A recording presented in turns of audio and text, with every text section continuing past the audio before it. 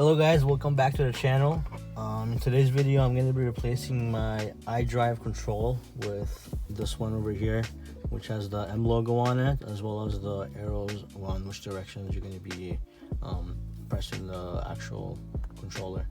For this one, you don't really need anything. You just need something sharp and thin so you can get under the top piece right here, and then afterwards you just place this on top of the main rotation system that's in here, and it just like goes on top of there and sticks on there.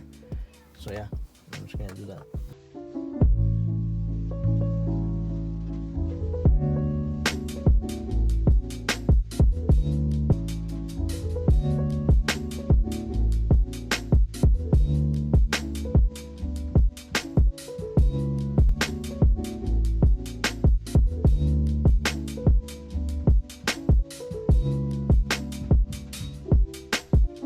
At night, the M logo doesn't actually light up, but the arrows around it do, and I don't actually mind that. It looks nice during the day when the actual M logo is there.